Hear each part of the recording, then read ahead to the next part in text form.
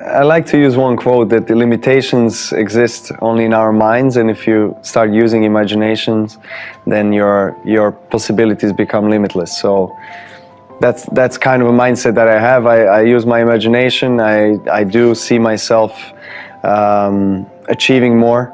I'm hoping, I'm working hard on it, not only myself, but the entire team around me. All the big famous people that you hear about, you know, Richard Branson and Steve Jobs and Zuckerberg and everyone, they're no different than you are, right? 70-something% of the world's billionaires are self-made. So you can achieve this. Now, it's not going to be easy. You don't just wake up on Tuesday and become rich on Wednesday, but it doesn't take any more effort than going to a job that you hate. And unless you believe in reincarnation, you got one shot on this planet. One shot. So don't you want to make a difference? Don't you want to leave something behind and make the planet better than you found it? Why are you here? What do you want to accomplish with your life? And it doesn't have to be being rented, and it doesn't have to be money oriented. The same principles that disrupt you, you can change the educational system, you can change healthcare. I mean, I am humbled by what I'm seeing people create around the world with so little. But we are on this ball together. We can solve problems together. We can make a better future together. You know, it's an optimistic story that you get to write your piece of the story. I mean, why wouldn't people want to push their potential? So aim for the stars. If you didn't make it all the way, you made it to the moon, you know, not bad. I'm going to talk to you about some things I've learned in my journey. Most from experience, some of them I heard in passing, many of them I'm still practicing, but all of them I do believe are true. Life is not easy. It is not. Don't try to make it that way. Life's not fair. It never was. It isn't now, and it won't ever be. Do not fall into the trap, the entitlement trap, of feeling like you're a victim. You are not. Get over it and get on with it. And yes, most things are more rewarding when you break a sweat to get them. So the question that we got to ask ourselves is what success is to us, what success is to you. Is it more money? That's fine. I got nothing against money. Maybe it's a healthy family. Maybe it's a happy marriage. Maybe it's to help others, to be famous, to be spiritually sound, to leave the world a little bit better place than you found it. Continue to ask yourself that question. Now, your answer may change over time, and that's fine. But do yourself this favor. Whatever your answer is, don't choose anything that will jeopardize your soul. Prioritize who you are, who you want to be, and don't spend time with anything that antagonizes your character. We have to define success for ourselves, and then we have to put in the work to maintain it. Take that daily tally. Tend our garden. Keep the things that are important to us in good shape. It is just as important where we are not as it is where we are. Look, the first step that leads to our identity in life is usually not, I know who I am. I know who I am. That's not the first step. The first step's usually, I know who I am not. Process of elimination. Defining ourselves by what we are not is the first step that leads us to really knowing who we are. You know that group of friends that you hang out with that they really might not bring out the best in you? You know, they gossip too much, or they're kind of shady. They really aren't going to be there for you in a pinch. Or how about that bar that we keep going to that we always seem to have the worst hangover from?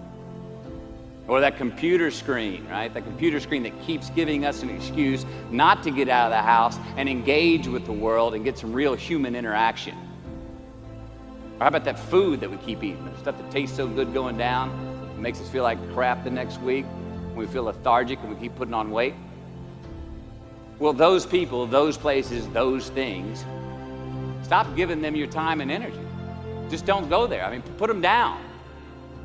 And when you do this, when you do put them down, when you quit going there, and you quit giving them your time, you inadvertently find yourself spending more time and in more places that are healthy for you, that bring you more joy. Why? because you just eliminated the who's, the where's, the what's, and the when's that were keeping you from your identity. Like, trust me, too many options, I promise you this, too many options will make a tyrant of us all. All right, so get rid of the excess, the wasted time. Decrease your options. And if you do this, you will have accidentally, almost innocently, put in front of you what is important to you by process of elimination. Knowing who we are is hard. It's hard. So give yourself a break. Eliminate who you are not first, and you're going to find yourself where you need to be. Instead of creating outcomes that take from us, let's create more outcomes that pay us back, fill us up, keep your fire lit, turn you on for the most amount of time in your future. And since we are the architects of our own lives, let's study the habits, the practices, the routines that we have that lead to and feed our success, our joy, our honest pain, our laughter, our earned tears. Let's dissect that and give thanks for those things. And when we do that, guess what happens? We get better at them, and we have more to dissect. Be discerning. Choose it because you want it. Do it because you want to. We're gonna make mistakes. You gotta own them. Then you gotta make amends. And then you gotta move on.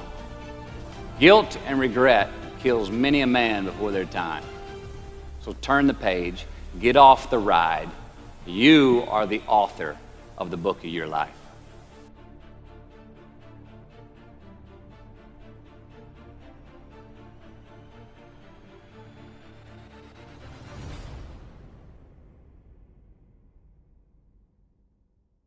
Power begins from within. If you're aware of who you are, if you're aware of what you're good at, what you're not good at, if you're able to see how emotions kind of govern your life, if you can learn what your weaknesses are and how to control them, you can't ever get complete control, but awareness is almost enough. Slowly through this process of knowing who you are and understanding other people and how they operate so you don't make stupid mistakes in life, you can increase that little tiny margin more and more and more, and you will be a person of power. Law number 1 in the 48 Laws of Power is called never outshine the master. And almost every single person in the world has violated that law, myself included. Basically how it works, you're so eager to impress your boss or whomever in your new job that you try so hard that you make him or her feel insecure, like maybe you're younger and better than they are. And because of that, you're fired, or something bad happens to you and you never know why. Do you think meditation is allowing you to make more interesting connections because of the quiet? Yes, I mean, I'm not going to go too deeply into this. It's a theory of creativity that's not my own, but that I use a lot in mastery. And basically the idea is that ideas are generated in the unconscious. They're not generated consciously. Your conscious mind is very limited what you can hold in your memory. Right. But unconsciously, in your subconscious, when you're asleep, when you're dreaming, the mind is filled with thousands upon thousands of ideas and things that are there, that are lingering there. And connections are being made all of the time. And occasionally those connections float up to your conscious mind and you have a brilliant idea about how to do something. 1 out of 10 people are like great manipulators. And there just takes one person and they can ruin your life. We were born with this natural talent. Every single person is born with this talent for getting inside the minds of other people. It's something that you're not even aware of. How do they need to conceive of that? To what end are they using that skill to make their own dreams come true? First thing is, you're not aware of this power that you have. You're walking around in life, I'm not critical because I'm the same, sort of sleepwalking. You're inside hearing your own thoughts day in, day out, like a continually, circling loop in your head.